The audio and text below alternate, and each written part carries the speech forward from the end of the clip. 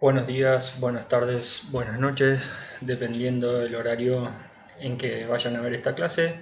Y el tema que yo les voy a dictar es el protocolo del macizo facial por tomografía computada multicorte en el curso virtual de nociones elementales de tomografía multicorte.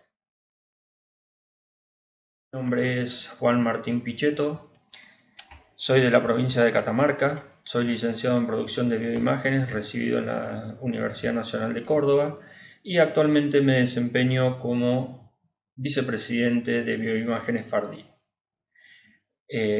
Sin nada más que hablar, nos metemos directamente en lo que es el protocolo de macizo facial por tomografía multicorte y espero que sea del agrado de todos ustedes. La tomografía computada multicorte del macizo facial se ha convertido en uno de los estudios más solicitados en los servicios de diagnóstico por imagen. Esto es debido a la impresionante capacidad de resolución y alta sensibilidad y especificidad del método. Los protocolos deben ser adaptados a cada paciente en particular y su patología. Las lesiones del macizo facial tienen una elevada morbimortalidad y la tomografía computada multicorte aporta información importantísima para la resolución de estas patologías. Las ventajas de la tomografía computada multicorte, primero es la disponibilidad, ¿sí?, que tenemos ya en casi todos los centros o en gran parte de los centros de referencia del país. Ya contamos con algún tomógrafo multicorte, ya sea de 4, 16, 32, 64, 128 detectores, lo cual ya estamos en condiciones de, con esta tecnología, poder diagnosticar este tipo de patologías. El examen es muy rápido, ronda entre los 4 y 8 segundos, lo cual en ese lapso de tiempo nosotros podemos adquirir imágenes de altísima calidad. Reconstruye, digamos, obtiene imágenes isotrópicas, lo cual el voxel, ¿sí?, es igual en todos los planos y no va a haber distorsión de la imagen. Produce, digamos, a colación de esto de las imágenes isotrópicas, van a producir imágenes de altísima precisión diagnóstica, lo cual después en un postprocesado podemos hacer todo tipo de reconstrucciones, como en este caso una reconstrucción 3D. El mínimo tiempo que se utiliza para este protocolo también nos permite la optimización del contraste, ¿sí? Podemos por ahí en ciertos casos, dependiendo de la patología del paciente, por supuesto, administrar un poco menos de contraste de lo que era la tomografía computada helicoidal. Y en el caso de los pacientes pediátricos, al tener tan poco tiempo de adquisición, tenemos una sustancial reducción de los tiempos de anestesia, por ende mucho menos nocivos para los pacientes pediátricos. Las desventajas, bueno, como sabemos, como desventaja principal, la tomografía computada utiliza radiaciones ionizantes, lo cual nosotros como operadores de este sistema tenemos que estar siempre alerta para no sobreexponer a los pacientes a radiaciones ionizantes, digamos, de más, ¿sí?, no sobreexponerlos. Otro de las desventajas también, que para algunas patologías tenemos que utilizar contrastes iodados, lo cual en cierta manera tenemos que tener en cuenta también el estado de la función renal del paciente y por supuesto la función hepática. Y lo habíamos tomado como una ventaja recién también por el mínimo tiempo de adquisición, pero en los pacientes pediátricos la desventaja también es que debemos anestesiarlo y por ende eso, digamos, indica que lo estamos sometiendo a un paciente pediátrico a un proceso mucho más complejo.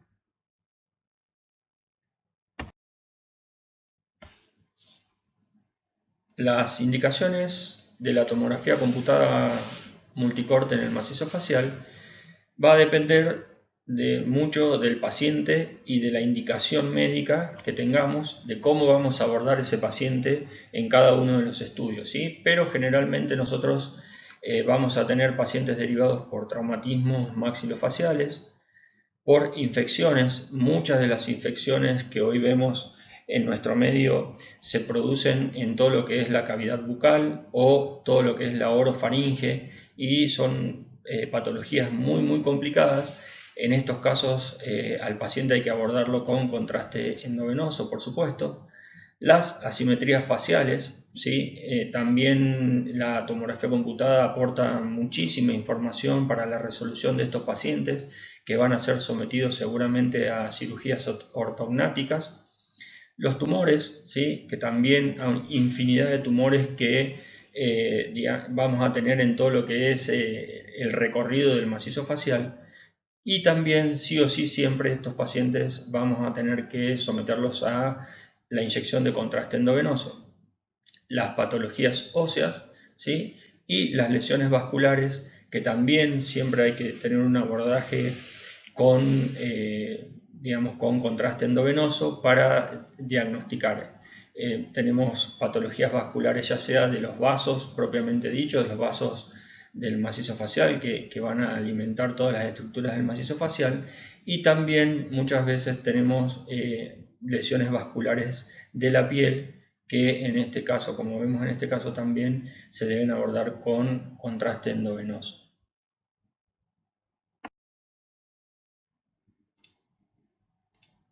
El protocolo de estudio, básicamente, nosotros vamos a abarcar desde, la parte más inferior del mentón, ¿sí? Incluyendo todo lo que es la parte blanda del mentón, hasta terminar los senos frontales. También debemos tener en cuenta que no hace falta, tomar toda la parte posterior de la calota craneana, como se ve en esta linita amarilla, sino podemos limitar directamente a esta altura, ¿sí? Todo lo que es el corte de lo que el área de interés del estudio. En este tomógrafo nos permite, con los dos escanogramas, nosotros podemos centrarlo de tal manera al paciente para no cortar ningún tipo de estructura a la hora de hacer la reconstrucción. Lo que hay que tener en cuenta es que los tomógrafos multicorte, la tomografía multicorte, automáticamente hacen un barrido con un filtro óseo y un filtro de partes blandas.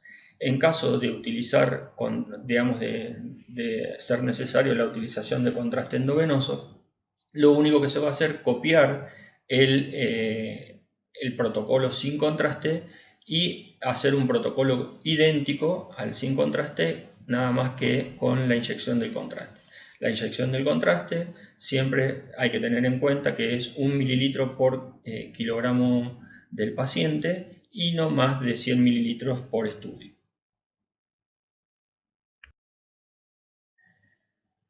Aquí vamos a desgranar un poquito todo lo que es el protocolo propiamente dicho, ¿sí?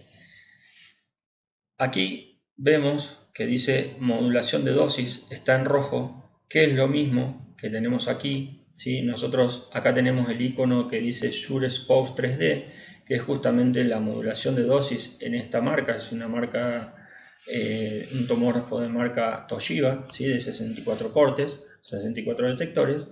Y fíjense que acá la modulación de dosis, el icono también aquí está apagado. Por ende, no va a modular dosis en lo que es este estudio. Generalmente en los estudios de macizo facial o de cualquier estructura de la cabeza o del cráneo, digamos, por así decirlo, los equipos no modulan dosis. La tomografía computada multicorte en lo que es el cráneo y el macizo facial no modula dosis, por ende siempre esto va a estar apagado, ¿sí? Aquí un tiempo de espera que dice el white, que generalmente cuando uno está solo dentro de la sala puede, setear un tiempo determinado como para que nos permita ir a inyectar el contraste y volver, ¿sí? Entonces nosotros de esa manera podemos largar el disparo con un tiempo de delay y podemos inyectar tranquilamente el contraste e ir contando la cantidad de segundos desde que yo habilité el disparo y salir de la sala para no irradiarnos, ¿sí? Eso es una herramienta que generalmente lo utilizan la gente que por ahí no tiene la posibilidad de trabajar con otra persona para que haga el disparo una vez que se termina la inyección. El Start Post que dice aquí, ¿sí? Que es el comienzo del scan, que es de donde yo le dije que es inmediatamente por debajo del mentón, siempre adquiriendo partes blandas, por supuesto, digamos, teniendo en cuenta que no dejar ninguna parte blanda fuera del comienzo del scan. Y el End Post, o sea, hasta dónde va a terminar la posición de dónde va a terminar el scan, que en este caso es terminando, como les había dicho, los senos frontales. Después, aquí vamos al protocolo propiamente dicho. Tenemos el kilovoltaje, ¿sí? Que van a ser 120 kilovolts. Aquí está, si ustedes ven, la colimación, ¿sí? La colimación que tiene el equipo, que es 0,5 por 64. Como les decía, es un tomógrafo de 64 detectores. Y la colimación es la mínima colimación, es 0,5 milímetros, ¿sí? El helical pitch es un pitch intermedio para no perder información en lo que es digamos, la interacción del hueso con las partes blandas. Y si yo le pongo un pitch muy rápido me va a dar artefacto, ¿sí? Entonces de esa manera hay que ponerle un pitch digamos intermedio para no perder información y no tener ningún tipo de artefacto en la reconstrucción de las imágenes. El miliamperaje es de 150, ¿sí? Acá hay una cuestión que es muy importante. Si ustedes se fijan, es el FOB, ¿sí? Nosotros llamamos FOB o área en esta marca, ¿sí? Tiene área desde S, M, L y L.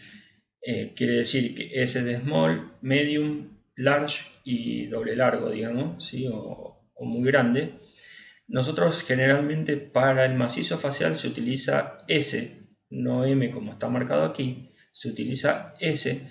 ¿Por qué? Porque cuanto yo más grande ponga el área, me va a aumentar automáticamente la radiación, digamos, el equipo. Entonces nosotros siempre tenemos que tener en cuenta de utilizar un área específica para lo que vamos a estudiar, en este caso el macizo facial, obviamente sin perder ningún tipo de estructura, ¿sí? No perder ningún tipo de estructura a la hora del escaneo, pero teniendo en cuenta que si yo en este caso lo paso a, por ejemplo, acá está en M, el tomógrafo automáticamente, digamos, es como que va a abrir el anillo de detectores y voy a estar irradiando zona que no quiero irradiar y así voy a estar sobre irradiando el paciente.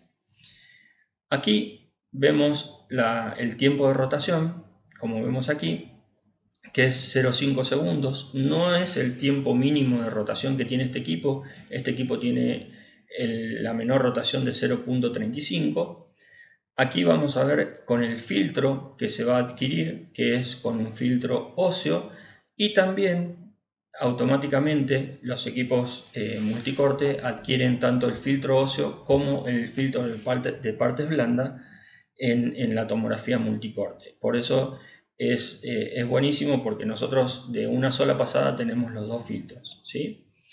Y fíjense el tiempo total del scan en este caso para cubrir esta área sería de 5.171 segundos. Es muy rápido, por ende tenemos un estudio de altísima calidad en este tiempo y la verdad que digamos, es muy diagnóstico y es muy aprovechable para los médicos para definir las patologías que están buscando.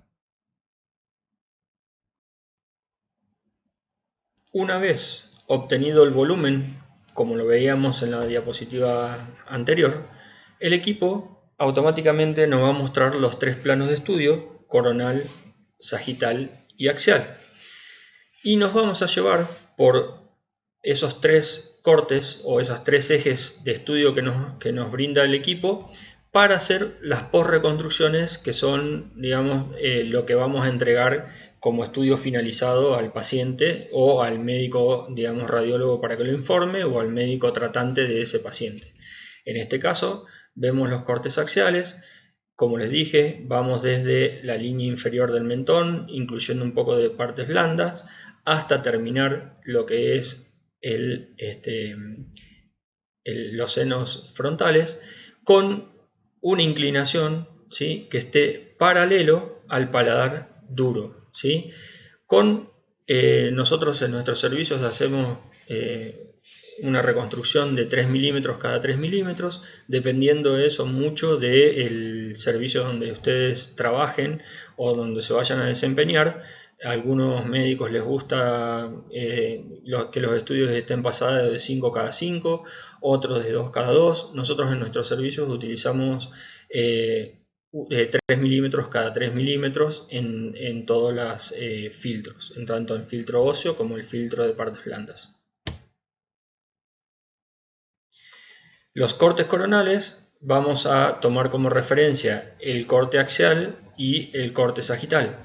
En el corte axial lo que vamos a hacer, siempre buscando la mayor simetría posible, podemos tomar como referencia las paredes externas de las órbitas, como vemos aquí, o la ATM o el conducto auditivo externo.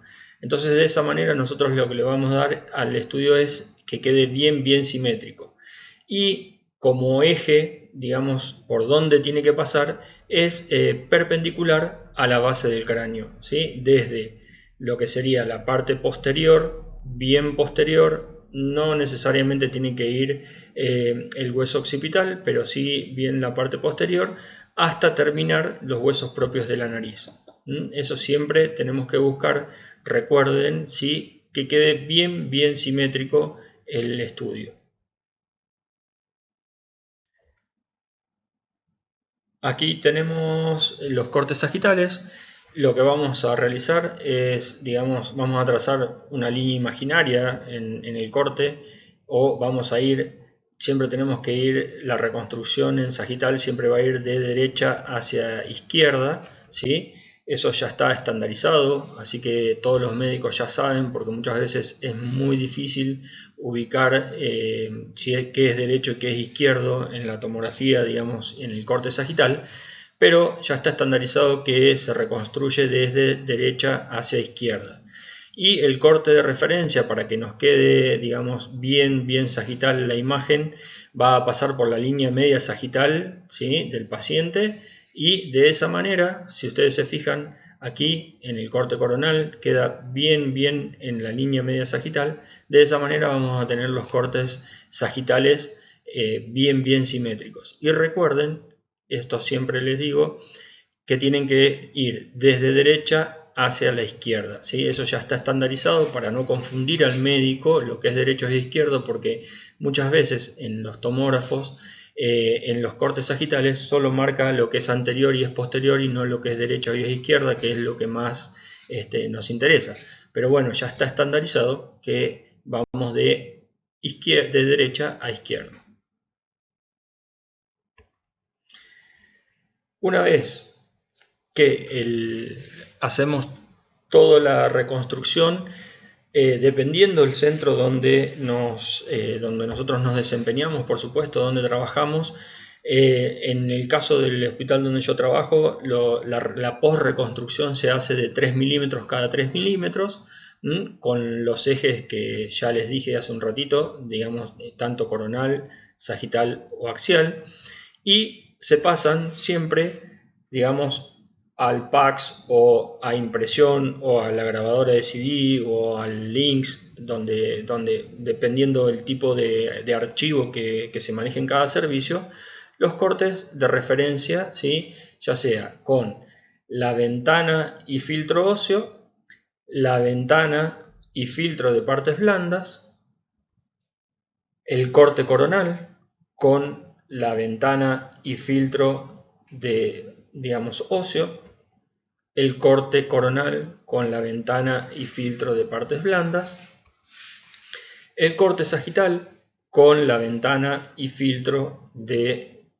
parte ósea, y el corte sagital con la ventana y filtro de partes blandas. Y posteriormente, ¿sí? Si la patología merita, por supuesto, y nosotros digamos, y queremos darle mucha más referencia al médico tratante o al médico radiólogo, podemos realizar reconstrucciones 3D, ¿sí? De toda la patología para dar mucha más información para la resolución del caso que estamos tratando en ese momento.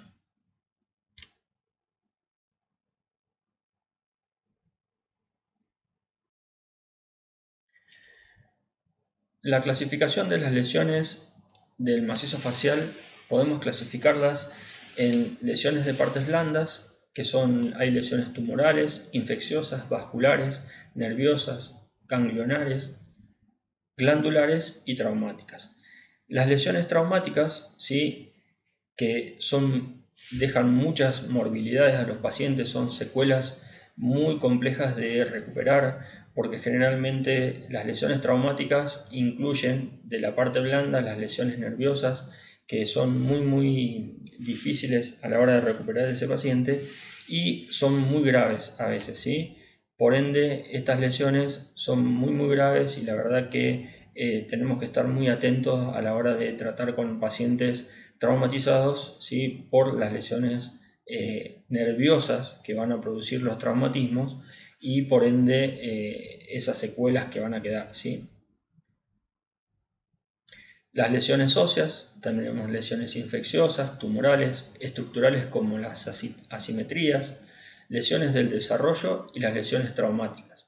Bueno, las lesiones traumáticas son muy comunes en los servicios digamos, de emergencia. En nuestro medio nosotros tenemos un altísimo porcentaje de lesiones del macizo facial producto de traumatismos graves, ¿sí? Que dejan muchísimas secuelas, pacientes con digamos, muchas secuelas y muy difíciles de recuperar. Y las lesiones de las cavidades sinusales y de la ATM.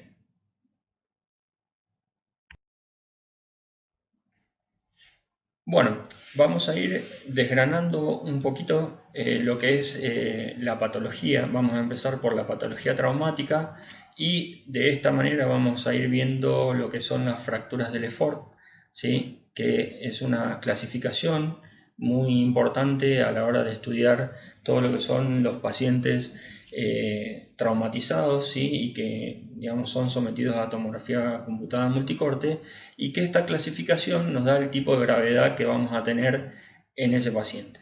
La fractura del Lefort 1, ¿sí? Es una fractura que va por arriba del maxilar superior.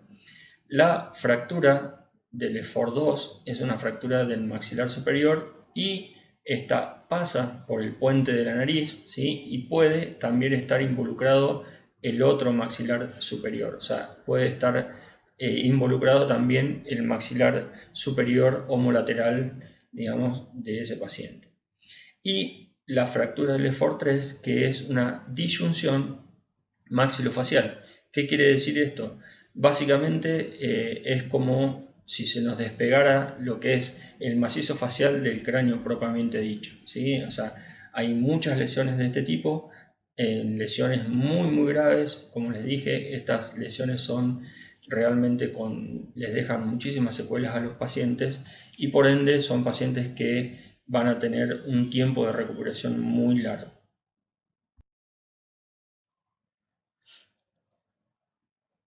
En este gráfico vamos a ver la fractura de Lefort 1, cómo discurre, ¿sí? Por arriba del maxilar superior. Compromete lo que es el maxilar superior.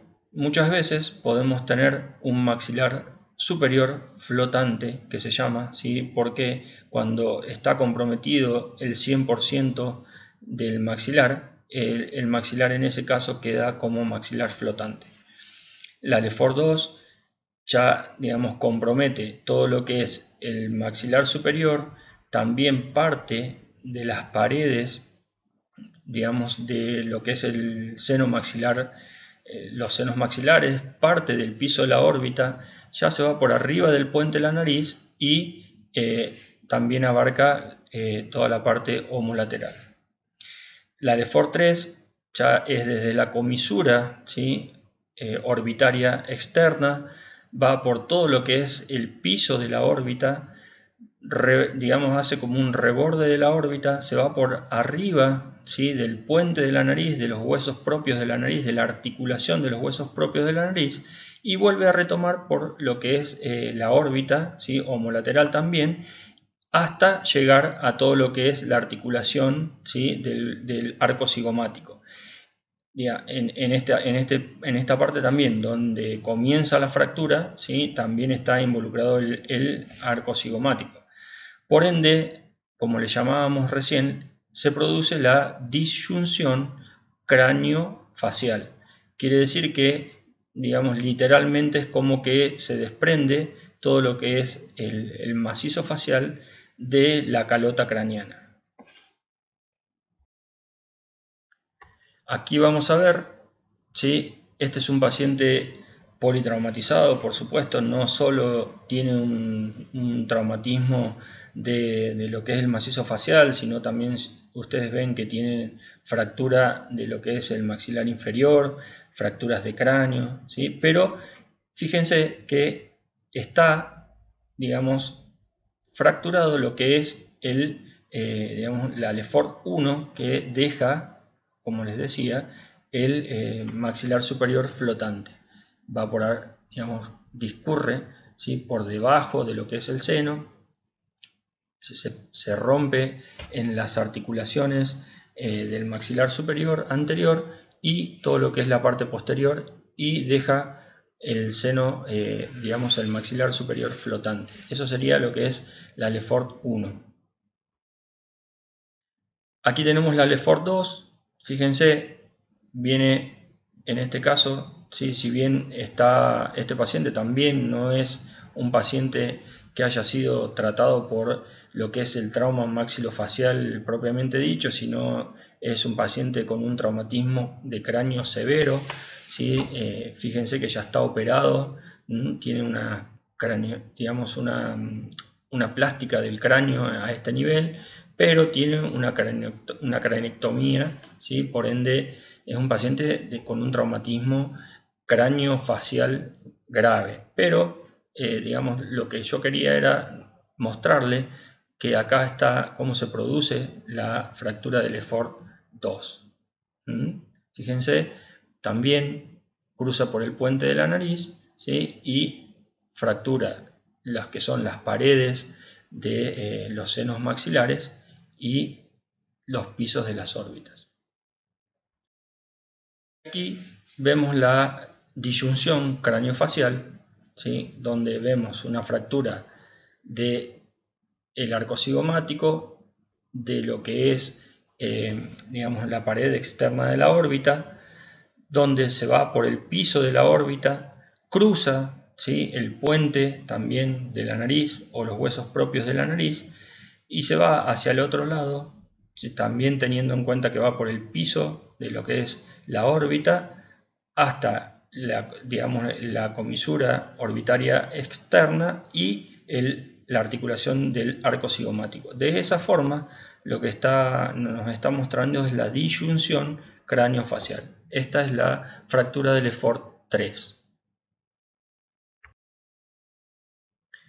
Bueno, vamos a hablar un poquito de las fracturas de órbita. Lo que pasa en las fracturas de órbita generalmente es que una presión externa, ¿sí? Como en este caso un puño, digamos, hace presión sobre el contenido de la órbita, y el continente de la órbita, acuérdense que son todas láminas papiráceas, generalmente lo que hace es buscar el lugar más débil, ¿sí? El contenido de la órbita va a buscar el lugar más débil para poder, digamos, alivianar la presión externa. Entonces, generalmente lo que hace es romper el techo, ¿sí? Del maxilar superior. Como vemos acá, ¿sí? Se rompe el maxilar, digamos, el techo del maxilar superior, todo el continente que es grasa y músculos, ¿sí? Cae a lo que es el seno maxilar, Y después el paciente, por ende, como vemos acá, tiene un montón de trastornos visuales por el atrapamiento del músculo en las esquirlas óseas que deja ese traumatismo, como diplopía y un montón de otros traumatismos visuales, justamente porque todo el continente de la órbita, ¿sí?, tiende a quedarse atrapado en lo que son las esquirlas óseas del techo del seno maxilar.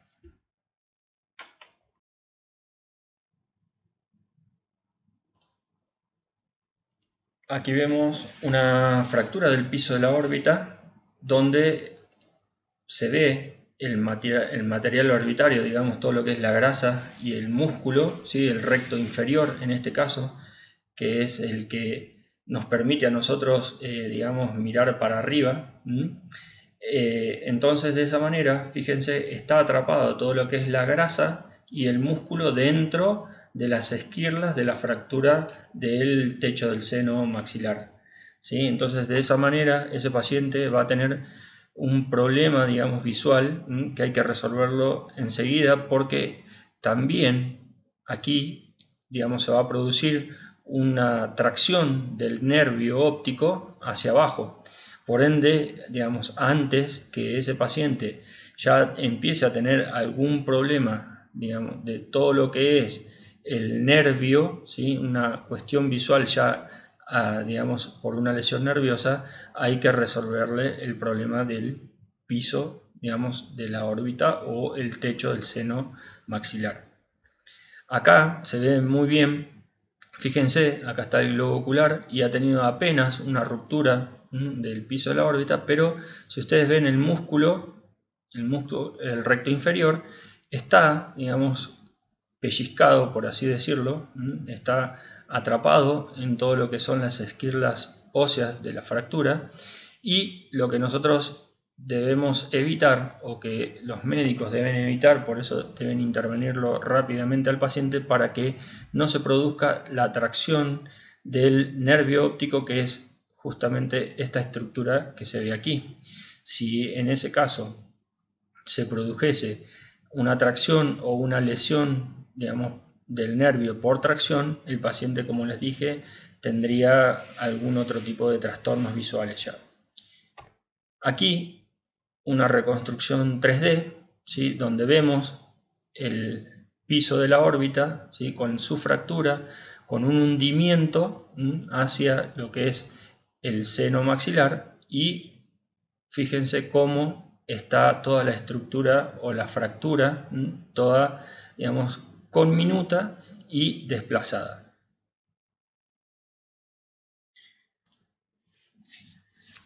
Acá tenemos una fractura con, digamos, distinto comportamiento que la anterior. Esto es una fractura, digamos, de todos los componentes óseos posteriores de la órbita, donde se fracturan, ¿sí? Y en este caso, lo que pasa, digamos, al contrario del caso anterior, como hay una fractura de todos los componentes óseos posteriores, digamos, el contenido de lo que es la órbita, en vez de tener la tendencia de romper el piso de la órbita o el techo del seno maxilar, lo que hace es tratar de salir, ¿sí?, o sea, de expulsar el contenido orbitario hacia el exterior.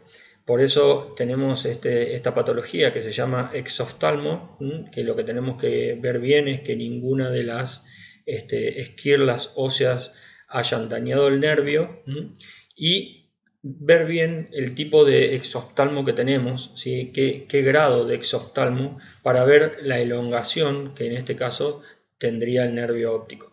Acá vemos una imagen también que aparte vemos todo aire dentro de la cavidad orbitaria, una neumoórbita, ¿sí? ¿Por qué? Porque se rompe la pared externa de los senos etmoidales o la pared interna de la órbita y migra todo el aire a la cavidad orbitaria. En este caso vemos un corte sagital, que acá lo que nos permite es evaluar el grado de exoftalmo que el paciente tiene y el tipo de gravedad a la que está expuesto. ¿Por qué? Por la elongación del nervio óptico, como les decía. Las fracturas mandibulares son fracturas que se producen por impactos con mucha energía, ¿sí?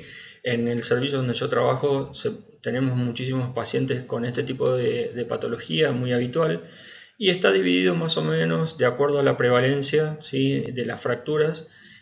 Más o menos, como ustedes ven, la apófisis coronoide tiene un 2%, la rama tiene un 3%, el cuerpo tiene un 25%, la parasinficiaria, ¿sí?, un 15%, el ángulo un 25%, ¿sí?, y el cóndilo generalmente, que son una de las más prevalentes, en un 30%.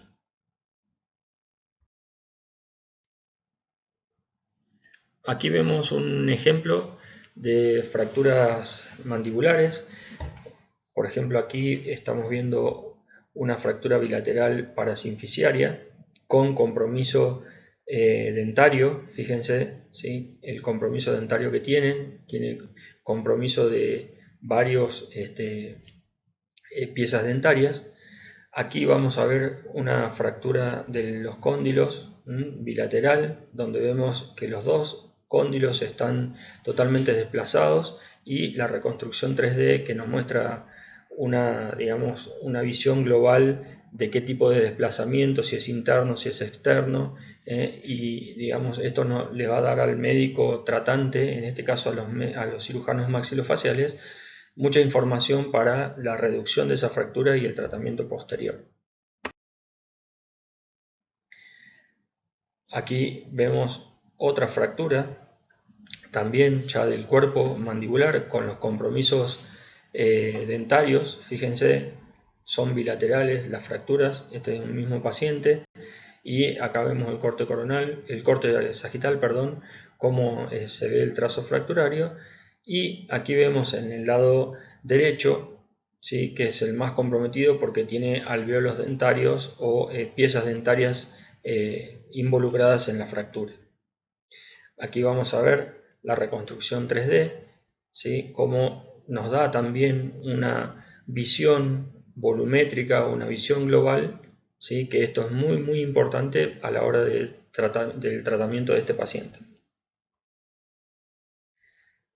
Ahora vamos a ver, digamos, todo lo que son un poco las displasias fibrosas, que son patologías de la evolución propia del paciente, ¿sí? Es una patología, digamos, bastante frecuente. Generalmente se la descubre cuando son pacientes pediátricos, y es un crecimiento exacerbado de los huesos de la cara, ¿sí?, que se puede dar unilateral o bilateralmente. En este caso es una displasia fibrosa bilateral. Fíjense cómo toma todos los huesos de la cara, como en este caso, por ejemplo, el seno maxilar, no existe la cavidad, del lado derecho sí, pero del lado izquierdo no. Ha tomado bastante más, en este caso, por ejemplo, lo que es la parte derecha que la parte izquierda, pero si vemos todo lo que es la parte frontal, vemos que ya se está extendiendo hacia el lado izquierdo. Esta es una patología progresiva, ¿sí? Acá vemos también una displasia fibrosa del cuerpo del maxilar inferior, unilateral, del lado, nada más que del lado derecho, y que respeta, hasta ahora, está respetando ese lado, nada más, es bien unilateral. Estos pacientes necesitan un control periódico para ver la progresión de esta enfermedad. Los tumores, ¿sí? Acá tenemos un tumor mucoepidermoide, como lo vemos. El paciente venía con una radiografía y se veía toda una erosión ósea a nivel del maxilar inferior. Y nosotros le hicimos una tomografía computada, ¿sí? Se le debe realizar contraste endovenoso, por supuesto, y se ve todo un área, ¿sí?, de engrosamiento de todo lo que es la mucosa de la encía, con erosión ósea a nivel de lo que es el maxilar inferior. Fíjense, aquí también se ve todo cómo está erosionado el maxilar y todo el engrosamiento mucoso de la parte del maxilar.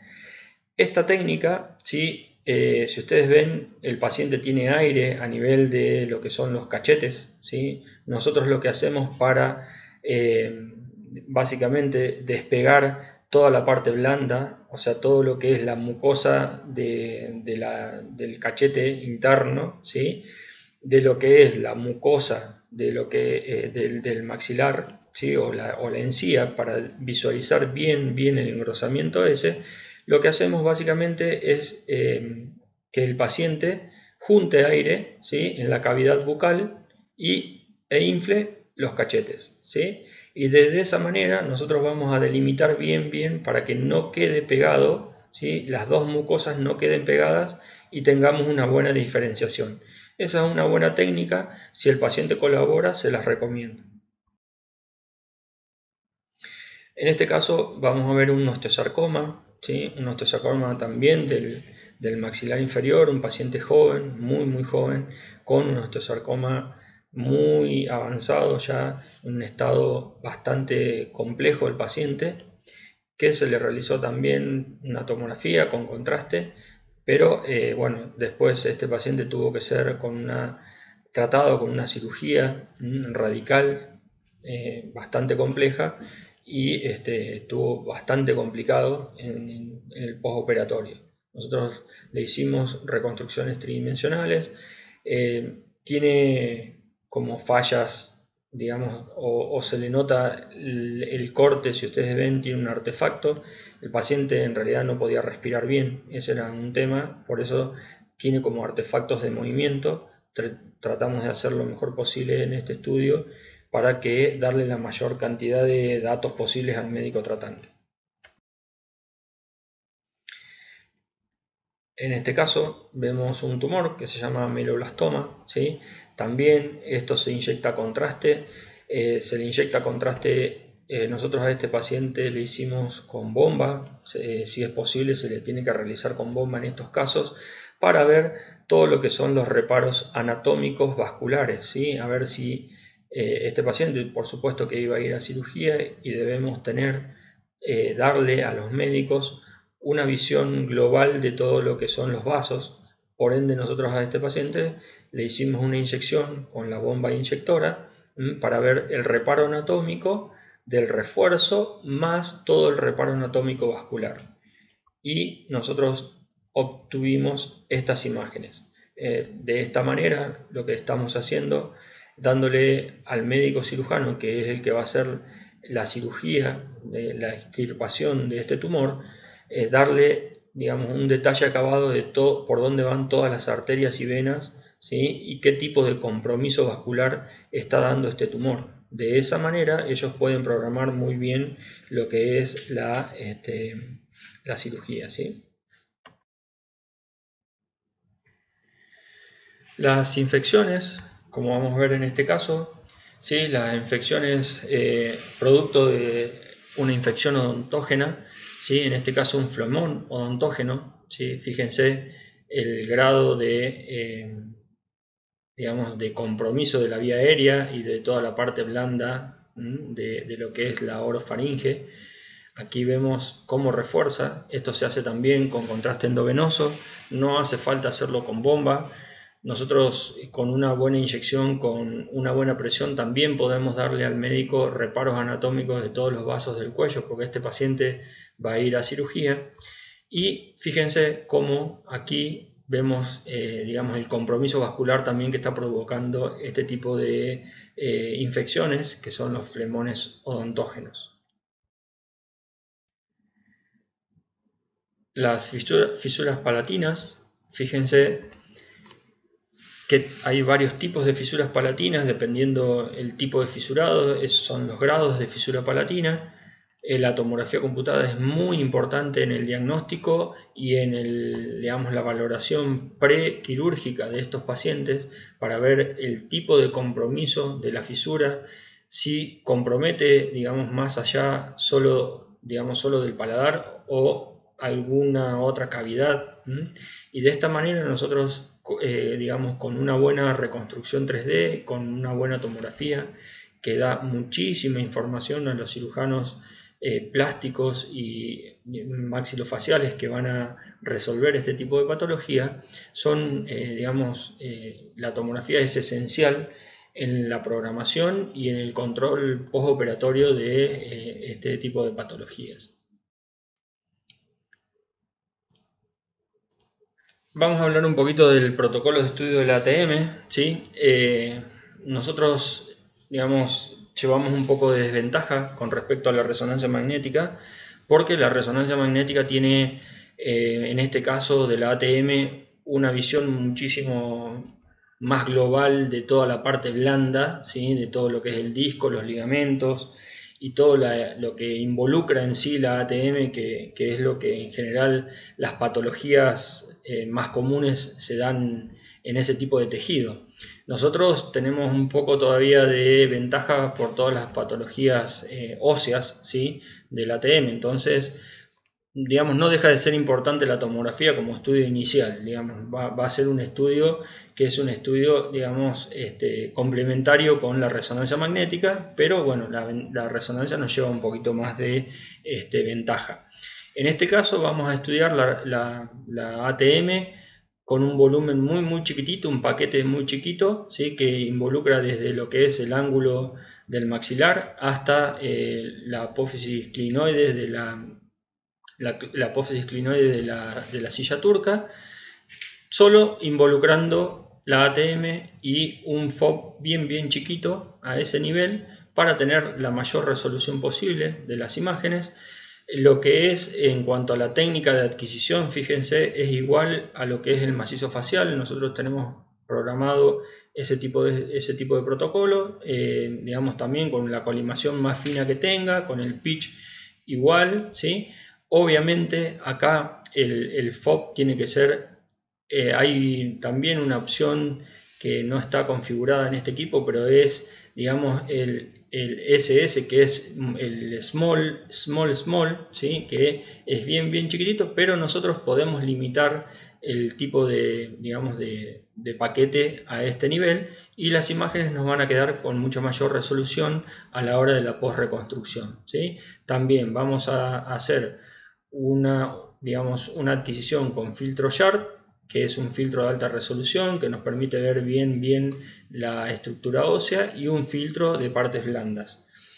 Fíjense, por supuesto que acá el scan time, que es el tiempo total de escaneo, no va a ser porque este está programado como si fuese un macizo facial.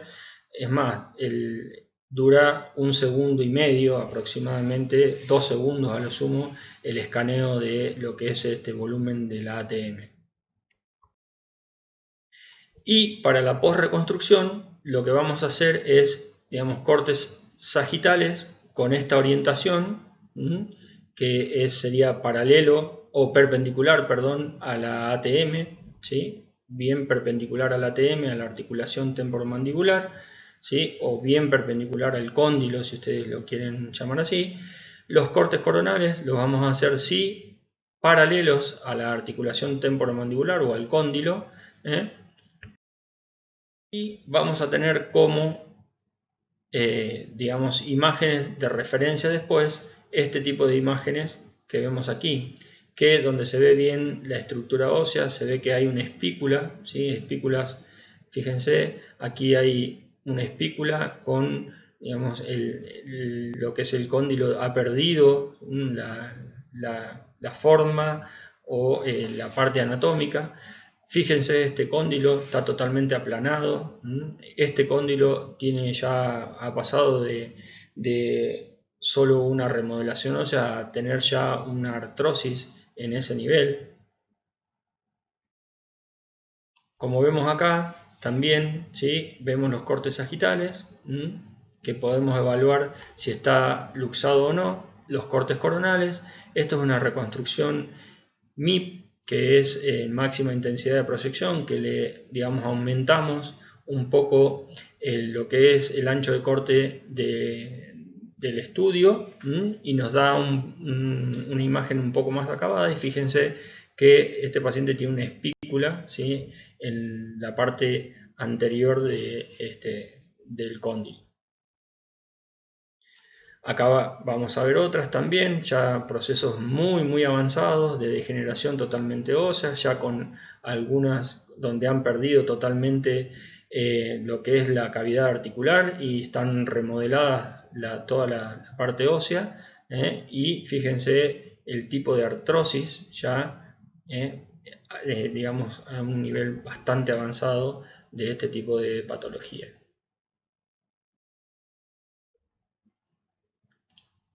Como conclusión, podemos decir que la tomografía computada multicorte se ha convertido en el gold estándar en el estudio de las patologías del macizo facial.